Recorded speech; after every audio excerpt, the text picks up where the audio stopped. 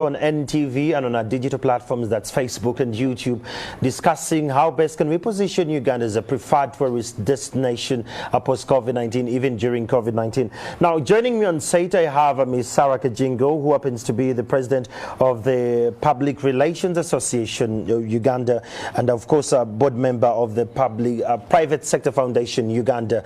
And not only that, we have Mr. Peter Mwanje, a member of the Association of Uganda Tour Operators. And of course, joining us, we have Mr. Herbert Biaruhanga, the chairperson, National Skills Council, and we have Professor Wilbur Hewa from Makerere University. All these are embedded within the tourism sector. Let me start with Sarah Kajingo. First and foremost, you've always come off as someone who is always tweeting and passing on information about Uganda again and again. What is your mantra to this? Thank you, Andrew. Our country is very, very amazing. We were born and bred here. And there are national collective interests we must coalesce about as Ugandans. We each would want a peaceful country, a tourism sector that works, but above all, even amid the few challenges we experience in life, we cannot be about doom and gloom all the time. You can take a picture of a beautiful sunset, a beautiful crater lake in Fort Portal.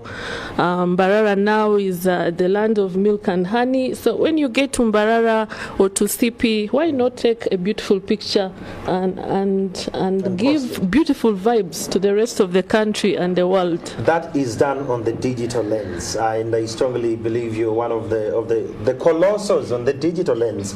How best can we position Uganda as a preferred tourism destination with the digital marketing? What strategies do we need to take as a nation in that direction? Of course, now there are existing marketing strategies by the tourism public sector, which segments tourism in about 4 areas.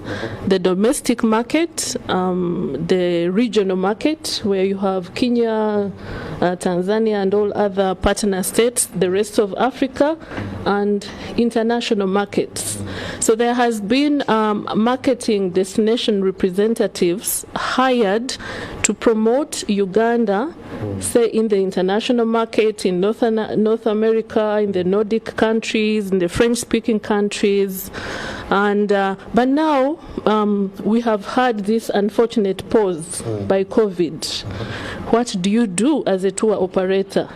What do you do as a sector? I've been seeing young people travel Neza, I Take a Break UG, recently Tulamble Uganda, created by a Ugandan Kenyan by the names of Kojo, where every Ugandan is dropping their experiences, their stories on a Facebook group. More recently, and I'm happy, Soft Power partnered with the Best Job Ever, where one of our young people, Jonathan, partnered with 3 others and traveled the country in 2 weeks. They have created content, a documentary. So what we need to do now is be more innovative. It is actually possible for one to come out of COVID or come out of this lockdown with a crown of innovation. What if we started virtual tours? Virtual tours, and ensure that now the reach is very wide. It gets to the international community. It gets to everyone else in Uganda. There are markets we have never tapped. You've seen the Minister of State for Tourism, Chiwanda, and the media join him and every one of us to promote domestic tourism. But there are foreign residents here with resident visas whose travel culture, holiday culture is unmatched. This is a market we need to tap. We have the corporate bodies, the business community that we need to tap. But going digital, even when you're posting a story on softpower.ug, for example, a travel story, you can do what we call search engine optimization. Use keywords like gorilla, use keywords as primates, use keywords as the Pearl of Africa, because what's going to determine a tourist's choice of a destination now is going to be safety, is going to be health. Choice of destination will be contingent on health and safety protocols. So how are we communicating this? What the tourism UTB could do is help all these young people in the private sector share their stories all over the world, but above all, summarize this protocol, and Uganda already has one, because a tourist will want to know, if I fly into Uganda, does the airport have the necessary infrastructure to ensure my safety? The shuttle that picks me up, all the way to check-in, concierge, reception, food safety, and these we can communicate using these platforms. Virtual tours, for example, what UTB could do now is ensure that more platforms are built, where, for example, tour operators can sell their packages, and these virtual tours can actually be paid for. Okay. Thank you so much, Sawa Kajingo. Peter Mwanje, as a member of the Association of Uganda Tour Operators, I would like to engage you here. What do you think UTB and OA should consider to increase the visibility of Uganda regionally and internationally? Thank you, Andrew. I'll tell you a story. This story is told of a man called Winston Churchill. I hope the story is in time. Yes. This is a story that's over 100 years ago. This guy came, he looked at Uganda, and he wrote in his book that Uganda is the Pearl of Africa. For over 100 years, Uganda has positioned itself or herself as the Pearl of Africa. The time Winston came, we didn't have gorillas, or they were not habituated. Not many people knew about Kalangala, for example. So that's one of the things that we need to look at. When I first entered this line of tourism, I had my little savings. I contracted an American representative. She came through and she was just coming for a week. So we fly to Bwindi. She gets the chance to see the gorilla and takes a picture with the gorilla at her back. And then we fly to Kidepo. She wanted to see the Karimajong. And she wanted to see a herd of elephants. Those are the things that we had been preaching as a destination. While we were still in Kidepo, she sent a tweet back home, and we received, I think, 5 bookings there and then. Wow. I sent a tweet on my local tourism platform. I didn't get any. But we've been riding on the back of that one thing. Now we've got COVID. Everything that was built in those 100 years has come to zero, and it died in 6 weeks. So what do we need to do? And I believe you're talking about UTB and OA. First of all, we need to build trust. Government has developed SOPs. OA has developed SOPs. UTB has SOPs. The ministry has SOPs. Us, the private sector, have SOPs. What do we communicate? We need to be able to send out one message from an authentic source. If we say the airport is opening tomorrow, everybody must be saying the same language. So that's one thing. The second thing we need to do is to have strong leadership, both government and private sector. And this is what I mean. Everybody today is preoccupied with fighting COVID. So there's a tendency to put all effort there and forget that businesses are dying and there's a looming recession. So we need our strong leadership that combines common sense and vision. Well, thank you, Mr. Mwanje. I will take a break shortly on air. We're going to have the headlines as we're preparing later on for Akawungezi, and we'll be back shortly. Keep it here.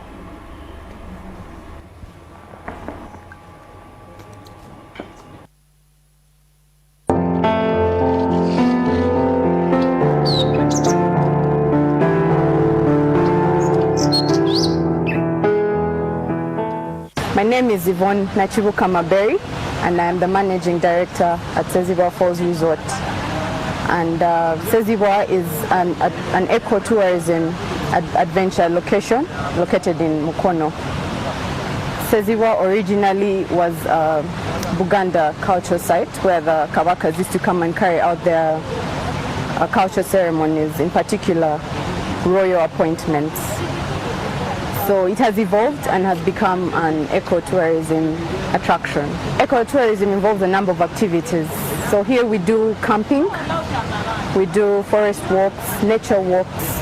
We engage with community activities that the tourists would like to experience. We have the restaurant facilities. We also have eco safari lodges that we're constructing at the moment. And we also carry out geographical studies and botany studies, mostly for our students. Yes. Because one of our missions is to ensure that we're always meeting the expectations of our clients, because it's always changing and evolving. With the project, the PSFU project, skills project, we've been able to equip especially our operational staff. This is in the tour guiding department, in the foods and beverage department, as well as the rescue team. So they've been equipped with the skills, and they're more knowledgeable about their roles in how to deliver the service, and they generally, personally, they have been equipped. We've been able to understand when the clients ask for, we're able to respond to their needs and the feedback that they give us. So the staff has been receptive to accepting this feedback and being professional in delivering the service through the skills that they have attained. We've of course had to reposition, re-strategize. We realized that we had been focusing on foreign tourism, and all our efforts are now engineered to domestic tourism. And so we've done this through trying to collaborate with fellow players in the tourism industry to come up with packages that can meet the domestic tourists, educate the people in Uganda about their country, the beauty and nature in the country.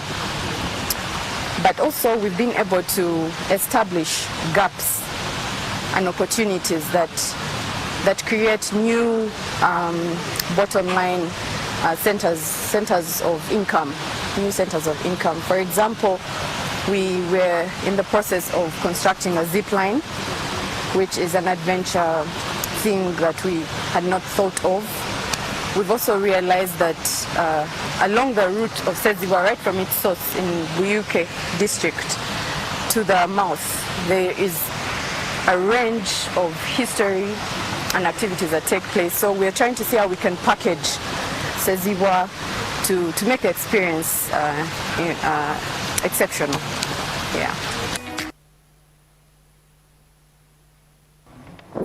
Well, there you have it. That is Sejiwa joining us for this conversation. Everyone seems to be talking about how vital this industry is and how remarkable it is. Now, if this sector is so vital, why has nobody invested in an international quality school offering best hospitality education that the graduates can understand it? Mr. Herbert Biaruhanga, please, you'll engage us about that, about the skilling. But first, I want us to know, if everyone is saying it's very vital, why are we not having the right educated people to come through? Because we have graduates, dropouts, everyone joining the industry. Thank you very much. Tourism business services welcome everybody who comes to do the service, as long as you tourism is everyone's business. Yes, but not everybody's qualification. No, it's not everybody's qualification. Therefore, if you want to do tourism, for us at the Sector Skills Council, we believe that the competences that each one has that will make them earn a living or offer the service which are paid for. But you may come with a degree, you may come with a PhD, you may come with, any studies you have done in your life. But if you want to do a service in tourism, it is largely on competencies. Competence. So, yes, you have to be trained. I am going to get You have to be trained to offer that particular service. I have met very many people who have come from engineering, who have come from medicine, law. They come into tourism business because they do train people, and we train them, and they become very good service providers to operators and everybody. So it's something to do with somebody's passion that you have to mix properly with the competencies and ability to offer a service. Mr. Biarhanga, right there, I'll get back to you later. Let me throw this same question to Professor Ahewa. With all these, the marketing, the packaging, the alignment, everyone says about the same thing. As a nation, why don't we have one particular skill or educational module that says we're going to execute this to make sure that we have this on the market? Thank you very much. First of all, one important thing we need to note as far as tourism sector is concerned is that yes, the sector is growing. And yes, we want it to contribute to socio-economic transformation. But then we need to develop the capacities of our people so that they can be able to, gain from this sector which is growing. Now, back to your question. If you look at tourism training and capacity development over the last, 20 or 15 years ago, I think there is serious, improvement. Because in Makerere, for example, tourism training started in 1996. And we have got so many other private investors in vocational, institutions that are actually training people in tourism and hospitality. The Jimmy Sekasis, there is YMCA in Wandegea, most of the people being trained in hotel and catering, and so many other institutions of private nature. Then we have got individuals like Herbert here who have been now giving those practical skills in guiding, in birding and other, So in terms of the gap that you are trying to highlight in capacity development and having somebody investing in skills development and capacity development, I think we are getting there. Right now, the government is constructing, Ginger, Hospitality Training Institute, and it's going to be a 3-star hotel, which is specifically going to match with Utalii of Kenya, and it's going to offer training. So for me, yes, we might not have that international standard training institution by now, but if it was not because of COVID, I was seeing ourselves heading there. Because normally the private sector to invest in something, there must be demand. And already there was a demand and the need for training. The gaps were there as far as the sector is concerned, and automatically I would see private sector coming in to invest in training, and then all those institutions you are coming up would definitely come up. Thank you so much, Professor. Back to you, Mr. Herbert here.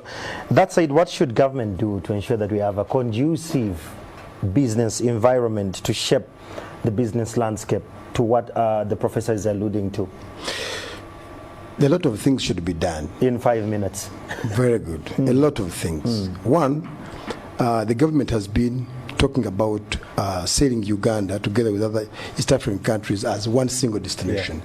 It is very, very important to note that there is no way we can sail East Africa as a single destination if we don't have the same standards of services. We can never do that. It will never happen. So it is very important at this time to make sure that all the services of East Africa are the same standards. They have curriculum developed which looks at serving the needs of the customers at the same levels. If I'm level 1 in Uganda, I can go to Kenya as level 1 and get a job. If someone's level 1 in Tanzania, can go to Kenya and get a job. So we must look at the same standards so that everybody gets to understand this and appreciate it.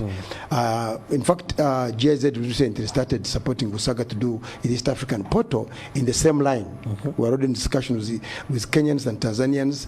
I think we shall have a conference very soon to make sure that we focus on having the same standards of the service providers. But for us as a Sector Skills Council, this should cross even in the hotels. So the hotel manager here can go to Kenya and work as a hotel manager, not the other way around, like Kenyan hotel managers flooding Ugandan market, because we did not look at that. The only reason is we are not having the same standards.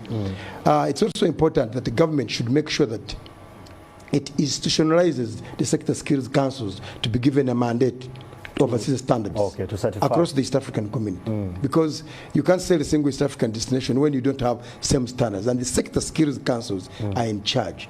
They are created by the Ministry of Education to oversee the standards of the sector, which is very, very important. And finally? In fact, the other important thing is that all occupations, you mentioned earlier that some people should be, there was a message from Twitter, they should be innovative. Yes. Now, the innovativeness brings so many occupations. Now, if they bring occupation, every occupation that comes up, it should be profiled. Okay. For us, it should be profiled. For example, there is now a new activity of tree climbing. This tree climbing must have its own standard. It must have its own packages coupled with other products or other activities. The other thing that is important in line with what you have asked, actually the most important thing, is that the government should create environment for doing business. Last week I was trying to open up an account, a dollar account for a certain service. It took me a whole week in the bank and I gave up. A foreign account. The government is quiet about it. But we are dealing in the business of foreign, which is a foreign. If it takes long to open up an account, it takes long to get an investment license. What are we talking about here? So the climate is not conducive. If it's not conducive, then government will keep on calling us a leisure, it's a passive, buys away economy, which I think is not the best thing to do. Okay, while we're winding up, in just like 2 minutes, Professor, give me one word I'm going to take as a revamping and repositioning for the country. And the same will apply to Mr. Herbert and Sarah and Mr. Mwanje. One word that will position us back to the right course. Let's just use this COVID break to build the capacities of our people so that when the sector recovers, they are ready to capture the opportunities of the sector. Thank you, Professor. Mr. Herbert? Let's all focus on giving the competent services that are required by the service consumers, so that we are all the same people and we have value for the money of the visitors. Thank you, Sarah. Marketing. Well, how best can we reposition ourselves? Uganda is still here, a little more beautiful, still the Pearl of Africa. As we gear up to open our gates, we look forward to reliving those memories, the beautiful memories in tourism. But to the tourism sector, do not get out of COVID or this lockdown without a crown of innovation. Thank you. Thank you. Mr. Mwanje, as you're winding up? My parting shots, we need to reposition Uganda with several other repositioning statements. Okay. Forget the Pearl of Africa alone. We need to get others. Number two, we must shift our focus on MICE. The meetings and conference industry is the next big thing. And lastly, when government and ministry are doing their policies, please involve the private sector. We know the industry, we know the field. We will always give you our input so that we have a good result. Thank you so much. And those that have been online and who have been following, want to thank you so much. But first of all, I want to thank the World Bank, of course, courtesy of the World Bank, we're in position to have the SDF, that is the Skills Development Facility, Skills for Competitiveness. This project is coordinated by the Private Sector Foundation. I want to thank all those that have been online with us. I should have had Honorable Elika Rohanga to wrap this up, but let me invite Sivi Tumusime, the chairperson of the Tourism and Hospitality, still from Private Sector Foundation, to wrap it up. But as she's getting ready, I want to thank the online audience. Thank you so much wherever you've been following online, on Twitter, on Facebook, on YouTube. We want to commend you so much. Let's find lasting solutions on how best we can reposition Uganda as the only preferred destination with regards to tourism. Ms. Chivi Tumusime, as we're wrapping this up from Private Sector Foundation, what could be your last remarks? I would like to implore every Ugandan in their homes to take their children and visit these national parks. If you do not appreciate your country, it is difficult to sell it. I would like to implore the politicians in this country to get out and support the communities by speaking the tourism language. And lastly, I would like to thank Andrew, NTV, PSFU, and all the other stakeholders that have taken part today We can only sell this country if we do it together. It begins with you and I. Thank you so much for being a part of this conversation. I'm Andrew Chamagedo. Have a lovely night.